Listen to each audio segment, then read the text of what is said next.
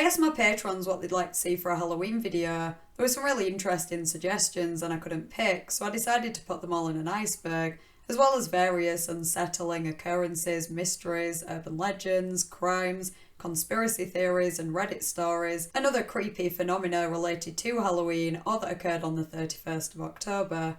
Let's investigate. If you enjoy internet mysteries and generally disturbing content, feel free to subscribe and turn on notifications for more content like this. I also have a Patreon and a PayPal, so if you're interested in supporting the channel, feel free to check those out, links will be in the description.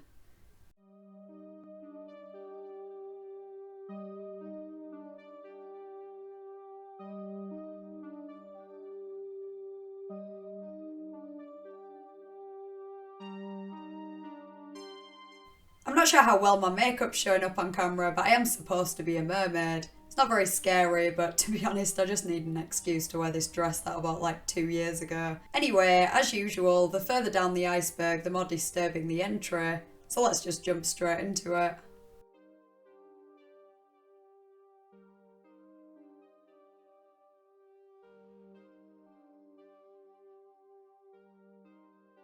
What better way to start off a Halloween iceberg than to mention the origin of Halloween? It began as the festival of Samhain, a Celtic religious event. They believed that around that time, the barrier between our world and the spirit world got thinner, and so ghosts could pass through to Earth. The festival was an attempt to scare them away. Halloween later became known to Christians as All Hallows Eve, the day before All Saints' Day.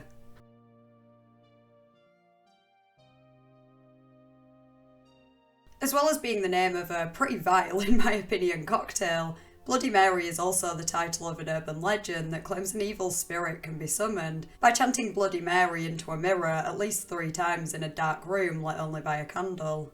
The story behind it has many variations. In some, Mary is a woman who was disfigured in a car crash or a witch who was burned at the stake. In others, it's Queen Mary, daughter of Henry VIII. One version is that Mary gave birth to a baby that wouldn't have a father, and so it was condemned to death while Mary watched and the villagers cut up her face. I think we all probably tried this on Halloween or another time when we were kids and nothing happened, so if Bloody Mary ever even existed, you certainly can't summon her in a mirror.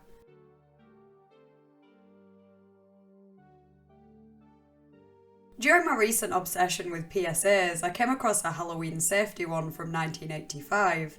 It's 14 minutes long and begins with a cloud of smoke and some pretty funky music, then a bunch of Halloween masks floating around. An animated pumpkin narrator points out potential hazards and explains how to do things safely as a variety of situations are shown, such as a group of children trick-or-treating in the dark, and a child in a robot costume who can't see properly or bend his legs.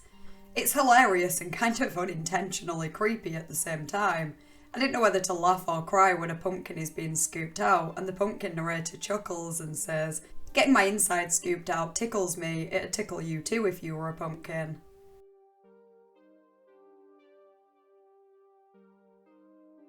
This recurring urban legend claims that a well-known psychic predicted on a talk show that a mass murder would happen on Halloween at a college campus. The psychic has been named as Jeanne Dixon before, and the talk show's been everything from Oprah to David Letterman. It changes every time this legend resurfaces. Sometimes the killer is a student or a teacher that snapped, or a patient who escaped from the local asylum.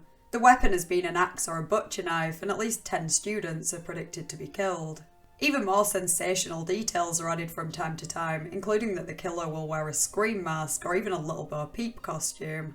You're right to be sceptical, but did you know that last time everyone ignored the psychic and they all got butchered? I don't know where or when, but it definitely happened.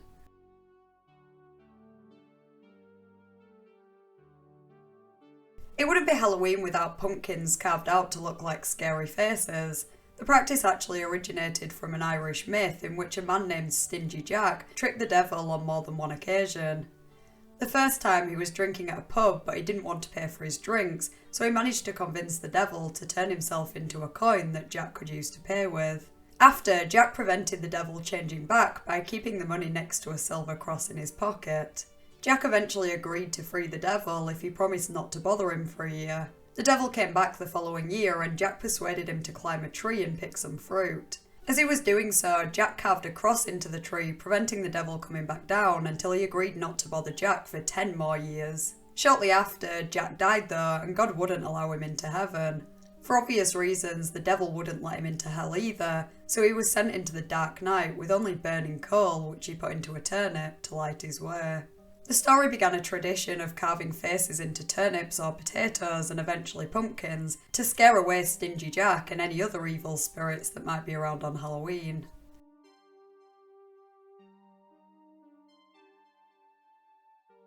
The Halloween movies centre around a serial killer, Michael Myers, who was placed in a psychiatric facility when he was a child after he murdered his sister. 15 years later, on Halloween, he escapes and starts killing people. On the off chance you haven't seen them, I won't spoil anything, but there are a total of 12 movies in the franchise, the most recent being earlier this month. There are also Halloween novels, comic books, a video game and other merchandise.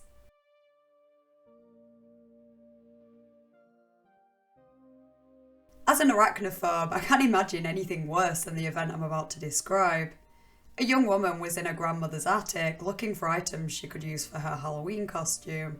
She decided on a witch hat and wig, and once she was dressed, headed to the party. Her scalp was a bit itchy, but she didn't really think anything of it. The wig was probably a bit dusty or something. Who knows how long it had been in the attic.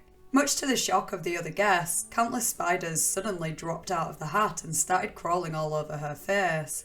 Thankfully, this is just a story that dates back to the 1950s, probably made up following rumours that women's big hairdos might contain bugs. I wouldn't be surprised if something similar has happened at some point in history.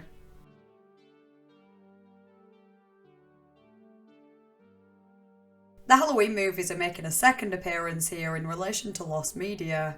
Particularly violent scenes in Halloween 5, The Revenge of Michael Myers, released in 1989, had to be removed due to the MPAA heavily censoring such movies at the time, and some were lost. Some details of these scenes can be presumed, mostly thanks to careless editing. For example, one of the characters can be seen limping after nearly being hit by a car, so it makes sense that there was a scene where he did get hit by the car that showed the impact. After some of the lost footage was found, it was announced that it would be released on the 5th of October 2021, but I couldn't seem to find anything about it online recently. Another example of lost media that is Halloween themed is the Goodwill Halloween commercial, which was described by a user on the Lost Media Wiki forum. It was a stop-motion animation showing witches and mummies marching, then their huge spooky shadows on the wall. The user also remembered the witch seemingly conjuring up something, and dramatic, scary orchestral music played. The animator was found, who confirmed its existence and said the user's recollection was accurate, though he wasn't in possession of the advert and it's not known if anyone else is either.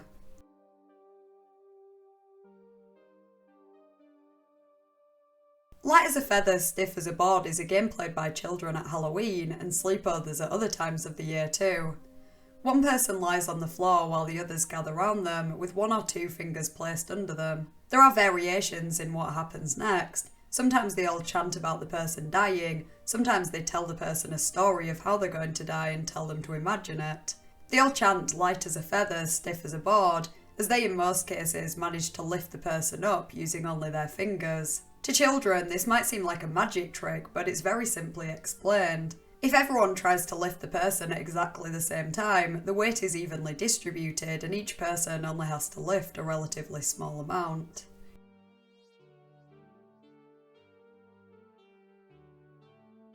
This next entry is a conspiracy relating to the quality of Halloween candy. Some people have noticed that candy produced for Halloween, particularly chocolate, just doesn't taste as good as it does the rest of the year.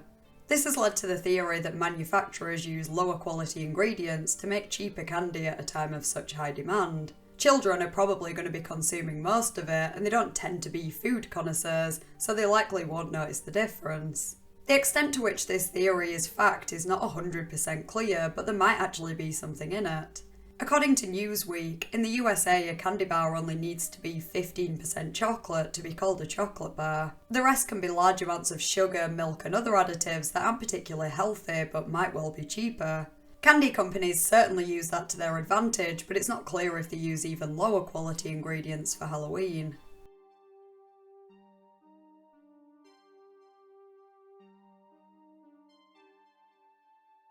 Here's another urban legend that tends to resurface around Halloween. A young couple go for a drive and hear about an escaped murderer with a hook instead of a hand on the radio. There are a few different versions, but in the one I heard, the car breaks down and the boyfriend goes for help. The woman hears a loud thumping sound on the roof of the car, and when she gets out to see what it is, she sees the crazy hookman on the roof with her boyfriend's decapitated head, bouncing it like a basketball. While similarities have been loosely drawn to real events, this is just a fictional story.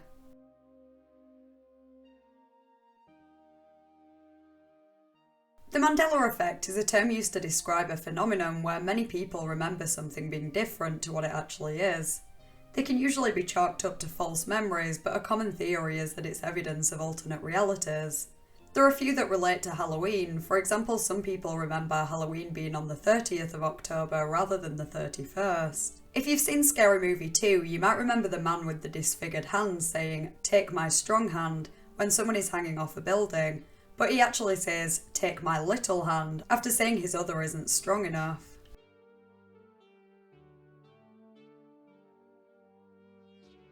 The War of the Worlds was a Halloween episode of the radio drama anthology series The Mercury Theatre on Air, broadcast in 1938. Orson Welles' introduction, which hinted at aliens, was followed by a weather report, then some live music, which was interrupted by a news bulletin announcing that a professor had reported seeing explosions on Mars. There was also a report of an unusual object falling on a farm.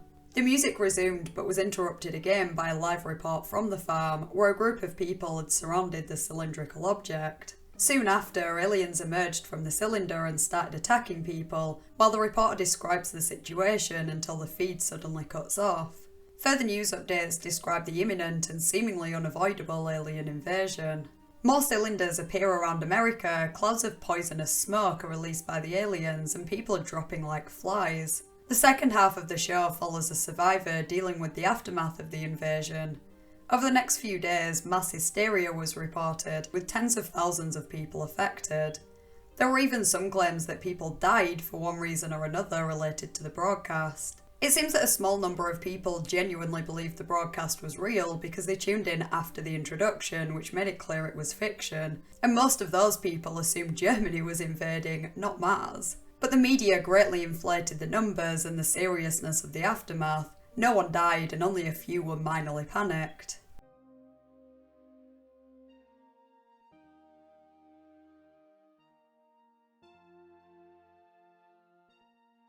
Recently, a police department in Pennsylvania warned parents to be aware of the possibility that Halloween candy could actually be marijuana edibles, after a traffic stop led to the discovery of a few edibles that looked like candy.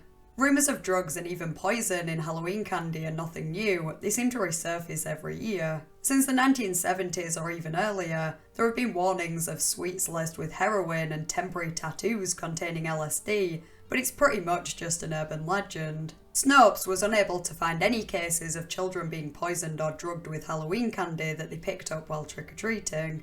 There are a few cases where that was initially suspected, and some people have tried to use this urban legend to their advantage. For example, in 1970, a 5-year-old boy went into a coma and died 4 days later after overdosing on heroin that was theorised to have been in his Halloween candy. However, it turned out that he'd accidentally found his uncle's stash and poisoned himself, and the family sprinkled some onto his candy to make it look like he was drugged that way.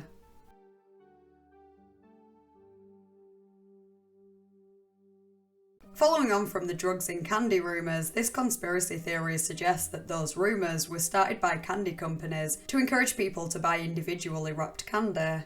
Those snack-sized bags of sweets or chocolate are always more expensive than the big bags, but it potentially gives parents peace of mind because it'd be harder to spike them. The rumour might also discourage people from baking or accepting home-baked treats, which would be the easiest to spike. As with many conspiracies, there's no evidence to back this up, but you're lying if you say it doesn't make sense.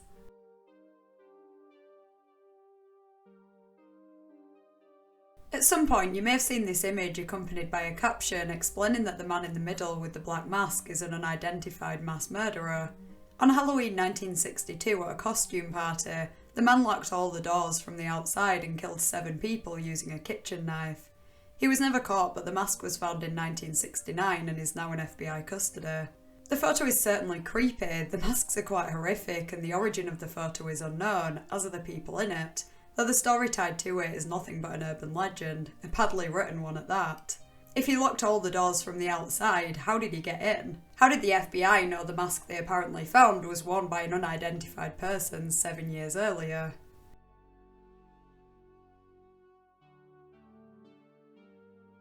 Black cats are adorable, and yet throughout history they've been given a pretty bad reputation. In the 13th century, an official church document declared black cats an incarnation of Satan. They were also linked with witches and blamed for spreading the plague. All that has resulted in a superstition that suggests that a black cat crossing your path is a bad omen.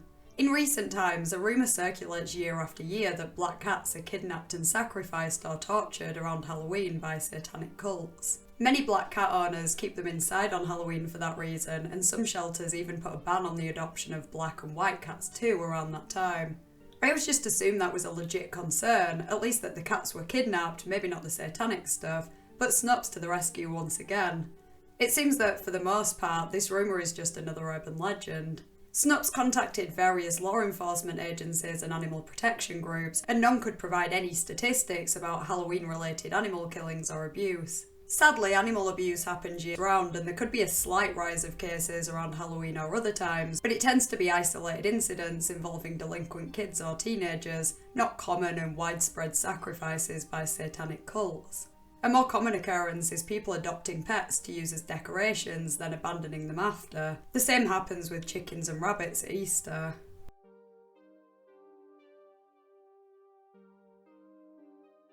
As cleared up earlier, you don't need to worry about finding drugs or poison in Halloween candy, however you probably should check the dates. It's probably not that uncommon for people who don't really eat sweets themselves to give out the remains of last year's trick-or-treat candy.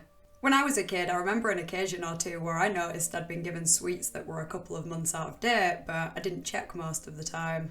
That's nothing compared to what happened to Adriane Johnson though, who helped himself to some McVitie's biscuits his daughter got given while trick-or-treating. He took one bite and thought it tasted weird, but only on his second mouthful did he realise there was something really wrong with them. Turns out the best before date was 15th of May 1999, making them 18 years out of date.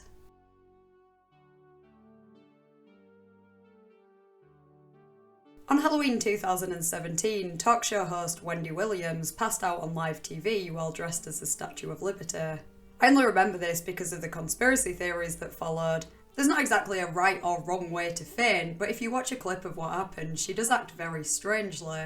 She suddenly loses her train of thought, her eyes widen and she stumbles back, raising her hands up to her head.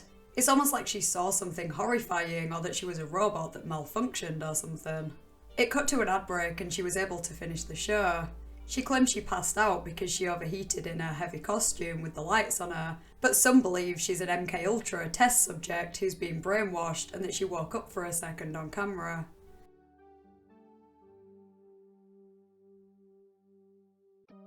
On the 5th of October 2001, an email began circulating from a woman who claimed that a friend of a friend was dating a man from Afghanistan a few months back, and that she went to his house when he failed to show up for a date, only to find that he'd moved out.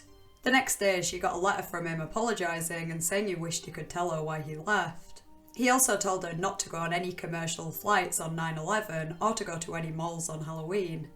She didn't think too much of it until 9/11 happened. Then she gave the letter to the FBI, worrying that a terrorist attack would also occur on Halloween. Thankfully, this turned out to be a hoax. The FBI has never received such a letter and there weren't any terrorist attacks in malls on Halloween 2001. Still, variations of this email were sent around in the following years.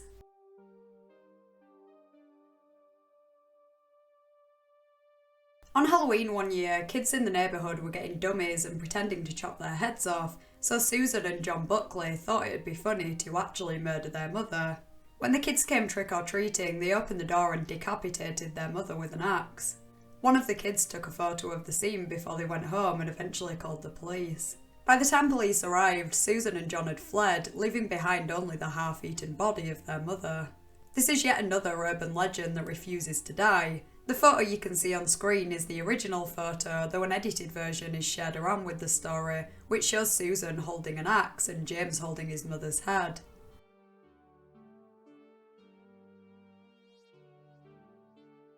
While many choose to dress up as vampires or witches or fictional characters, Others like to go for the more realistic costumes, some of which are extremely controversial. Every Halloween, there are reports of people dressing up as real people who did awful things, such as serial killers like the Zodiac Killer and Ted Bundy, and a couple of years ago, a man even made the baffling decision to dress his 5-year-old son up as Hitler.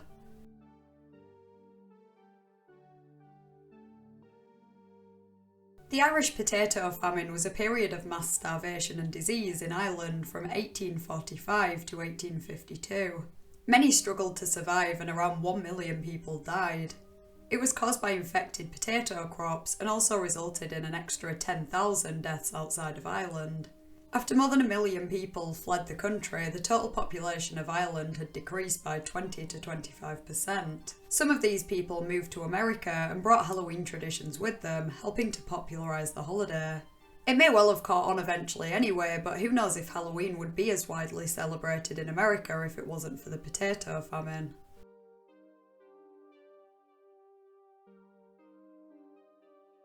I promise this is the last mention of anything related to the Halloween movies, but for a long time there has been a rumour that Michael Myers was based on a real person. The story goes, shortly after Stanley Stiers was born in Iowa in 1912, a nurse swapped him with another baby, and his real family and the other baby were killed in a car crash on their way home from the hospital. When the Stiers found out that Stanley wasn't their baby, the nurse went to prison and they eventually grew to resent him. They had another baby, Susie, who they loved and spoiled while still mistreating Stanley. When he was 11, they stopped him going trick-or-treating but allowed Susie to go to a party and he snapped, killing her with a butcher knife. He then killed the parents and even the dog too and went trick-or-treating after. The story goes on, but in case you're wondering, there's no record of any of this happening, and Michael Myers isn't based on this seemingly fictional character. John Carpenter, director and co-writer of the original film, actually said that a 12 or 13-year-old patient at a psychiatric facility that he visited in psychology class partially inspired the character. He said the kid had a blank, pale, emotionless face, the blackest eyes, the devil's eyes. He said he realised what was living behind that boy's eyes was purely and simply evil.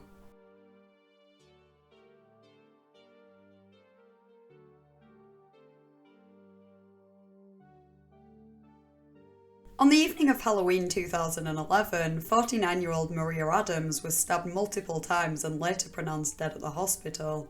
The same day, Liddell Peoples, an acquaintance of hers, was arrested, and he was later convicted and sentenced to 30 years in prison for her murder.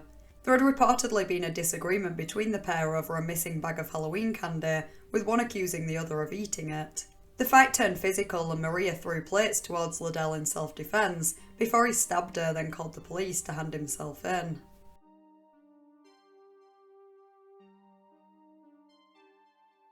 This next entry is an apparently true story that a Reddit user commented on an Ask Reddit thread. This happened to my friend who is not on Reddit. It's Halloween night and there's a knock on her parents' door. Dad goes to open it and there is a man with a bag on his head standing on their porch, silent. The man makes a move to step into their house and Dad pushes him backwards. Everyone watches as the man falls backwards off of their step and smashes his head on the ground. It is revealed that the man with the bag is my friend's grandfather, Mum's dad, who was trying to Halloween prank them. He was rushed to the hospital with permanent damage, no longer able to care for himself or his wife, who had health issues as well. They both ended up in convalescent care. Additionally, my friend's mother never forgave her husband, placing the blame of the accident entirely on his shoulders. They divorced shortly after.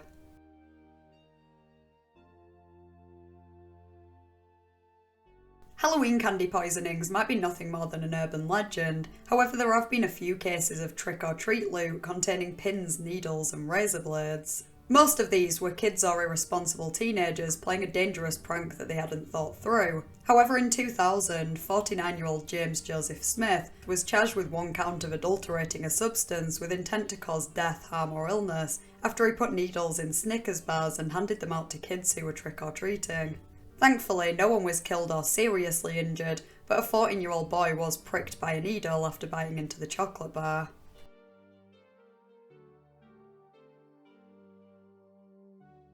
Harry Houdini was an illusionist, stunt performer, mysteriarch, but most notably an escape artist, who died on Halloween in 1926 under somewhat mysterious circumstances.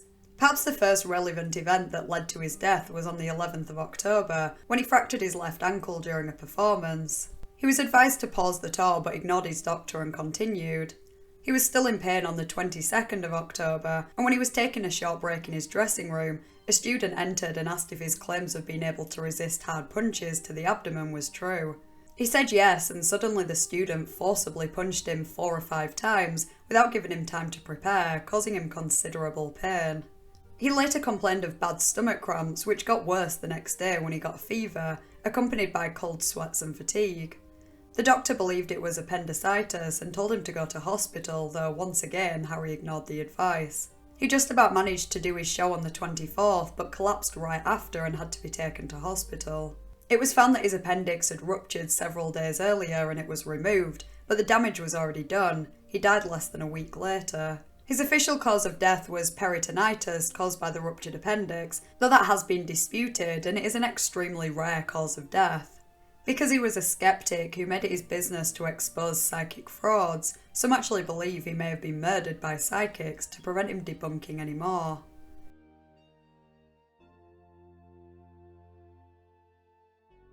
Remember in 2016 when people were dressing up as clowns to scare people? Yeah, that was a weird time.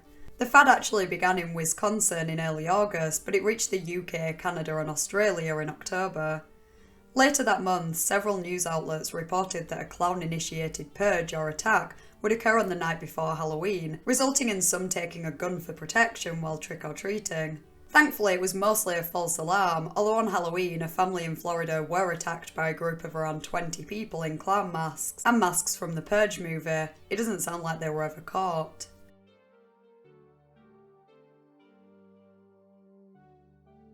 Hyun Jong Song, also known as Cindy, attended a Halloween party in Pennsylvania in 2001.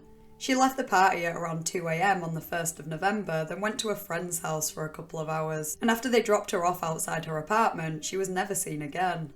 3 days later, she was reported missing by her friends who eventually started to worry when they hadn't heard from her. Her phone, backpack and other personal belongings were all found in her apartment, implying she made it inside before disappearing, though her keys and purse containing her credit card and driver's license haven't been found. Some of her family members believe she may have taken her own life after breaking up with her boyfriend, though others believe she was abducted either from her apartment or when she was walking to a nearby shop. Despite various theories and a couple of potential suspects, not much evidence has ever been found, and Cindy's disappearance remains a mystery to this day.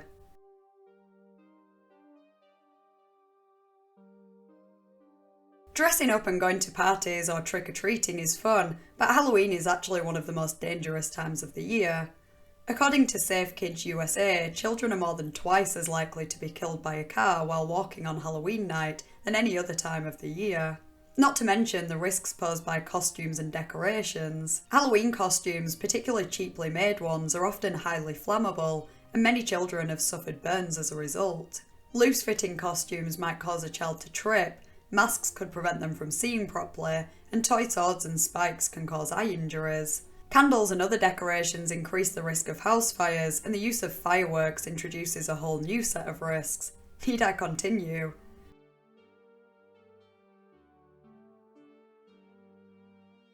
Cindy Song is far from the only person to have disappeared on Halloween. In 1955, 2-year-old Stephen Damman and his sister Pamela disappeared after they were left in a stroller outside a bakery in New York. Luckily, Pamela was soon found close by, but Stephen was nowhere to be seen.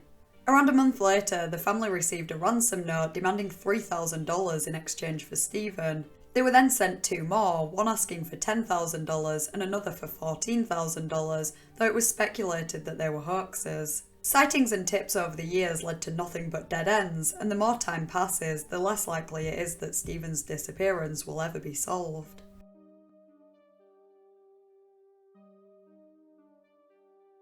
Here's another terrifying story from Reddit. Junior year of high school, my cousin and I volunteered to drive some of the younger kids from church and chaperone their trick-or-treating.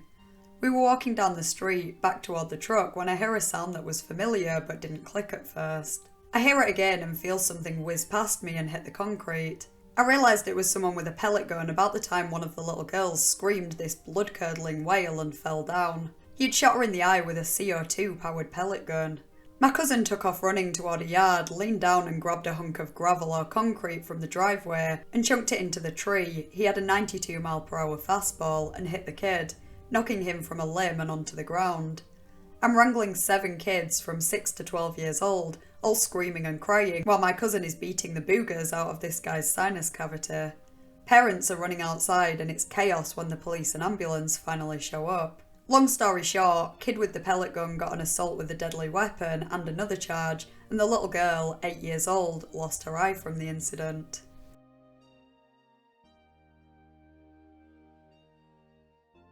Just to ruin another fun Halloween activity, turns out apple bobbing isn't as safe as you might think it is.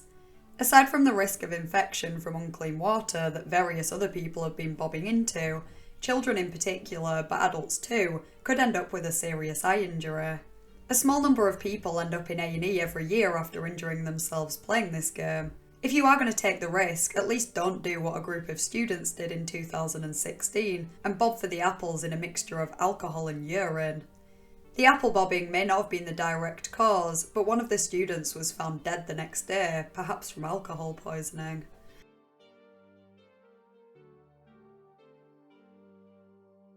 I said earlier that there have been no confirmed cases of poison in trick-or-treat loot. However, in 1974, Timothy O'Brien started to eat one of the sweets he had picked up and noticed it tasted strange. Shortly after, he said his stomach hurt and ran to the bathroom where he began vomiting and convulsing before going limp. He died on the way to the hospital. This sparked concerns that other candy given out that night was poisoned. However, it turned out that Timothy's father Ronald had given him the candy that was laced with cyanide, pretending it was given by a neighbour to kill him and collect his life insurance to get himself out of significant debt. He had also given poisoned sweets to his daughter, 2 of his neighbour's children, and a boy he recognised from church, though thankfully none were eaten before they could be recovered. He was charged and pled not guilty to 1 count of capital murder and 4 counts of attempted murder, though he was eventually found guilty on all counts and sentenced to death. He was executed by lethal injection in March 1984.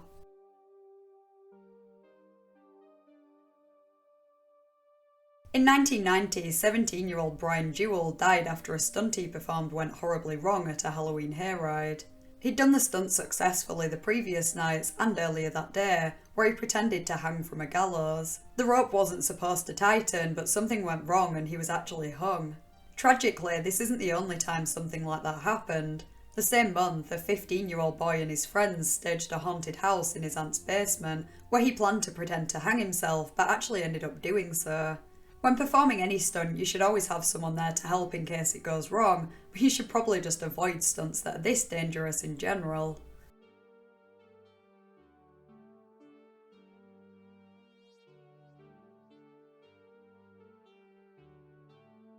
In 2004, roommates Adriane Insogna, Leslie Mazzara, and Lauren Mianza decided to head to bed after handing out candy to the trick-or-treaters. Shortly after 11 PM, Lauren was woken by noises coming from upstairs, so she went to investigate. She heard a blood-curdling scream, then panicked footsteps coming down the stairs. She ran and hid in the backyard and eventually watched an unknown man climb out of the kitchen window and disappear into the night. When she went back into the house, she found Adriane dead in a pool of her own blood and Leslie nearby, only just alive, having been stabbed multiple times. Lauren called the police and left in her car, worrying the man might still be around. Adriane sadly died in the ambulance on the way to the hospital. In September the following year, police announced that they had a DNA match on cigarette butts found outside the home, and just 5 days later, Eric Koppel, Adriane's colleague's husband, handed himself in and confessed to the murders.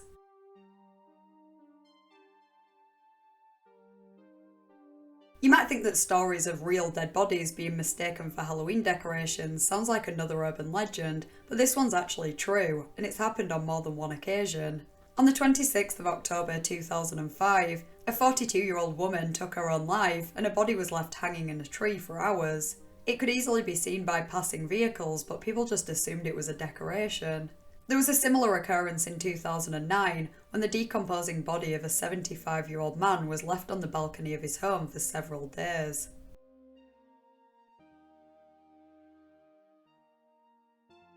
Following on from the last entry is the realisation that Halloween is probably the best time to murder or commit crimes in general. Not that I'm for a second recommending that anyone do so, but bodies, blood and potential murder weapons are far less suspicious at Halloween than any other time of the year and may well be passed off as fake. It's also harder to recognise someone or describe a suspect to the police if they and everyone else are wearing masks.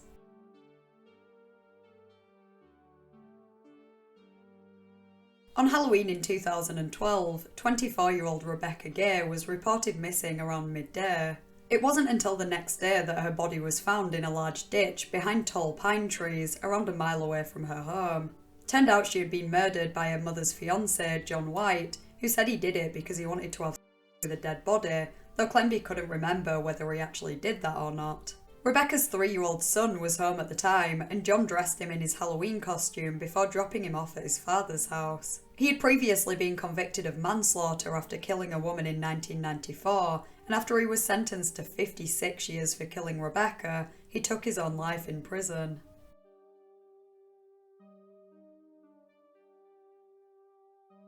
I didn't really feel like the whole video needed a warning, but this entry is extremely disturbing and gross. I won't be going into much detail, but if you haven't got a strong stomach, I suggest you skip it. A Reddit user recalled a very disturbing event that occurred on Halloween in 2001. They were a police officer and their partner noticed what looked to be 2 men dressed as Mickey Mouse and a woman dressed as a deer fooling around past a thicket on the side of the road. Concerned that the woman was unconscious, they approached the group and were horrified to realise that there was no woman, but a real, dead, cut-up deer which the men were having inappropriate contact with. I'll spare you the gory details, but needless to say, the men were arrested and they tested positive for meth. Turns out they were labourers who had disappeared months ago.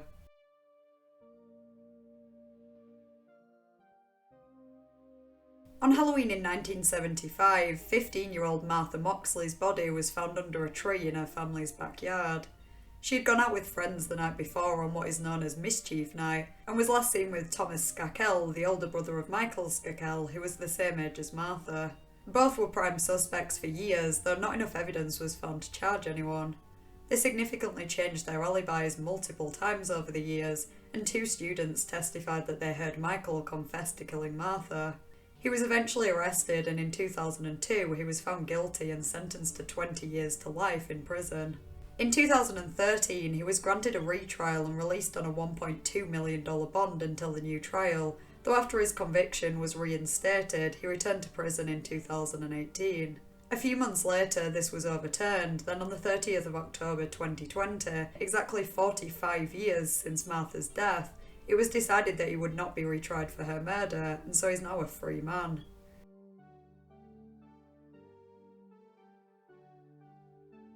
On Halloween in 1963, a live performance of Holiday on Ice was interrupted with the sudden violent explosion of a propane gas tank that had been overfilled and subsequently overheated, blowing the safety valve.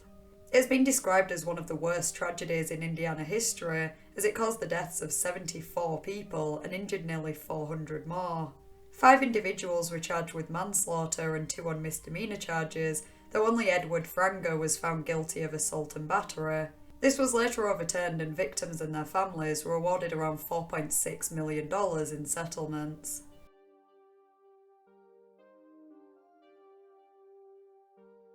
At around 6:30 AM on the morning of Halloween 2004, the body of a newborn baby was found by a housekeeper in a bin mounted on the wall of the Hilton Resort and Marina.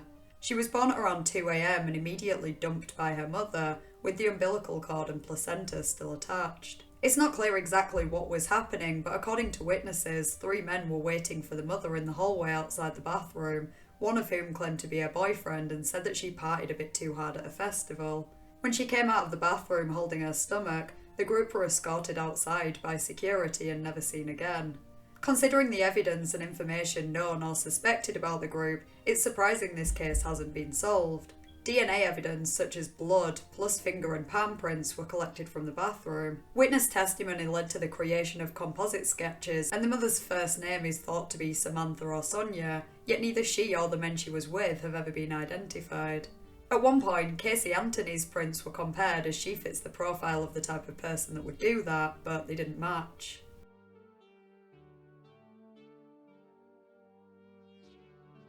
On Halloween in 1837, on a rainy night when the sea was rough, a ship named Monmouth started its journey from New Orleans against the wishes of most people on board.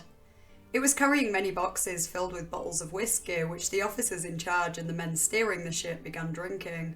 They were unable to control the ship and keep it on course, but refused to stop and continue the next morning. Another ship approached, and Monmouth ended up ramming into the centre of it. A man who was on Monmouth remembered hearing the screaming of men, women and children as it began to sink. Some smaller boats came to the rescue, but Monmouth had been torn in two. There was no way everyone could be saved. It's estimated that at least 240 people drowned, possibly even more than 400.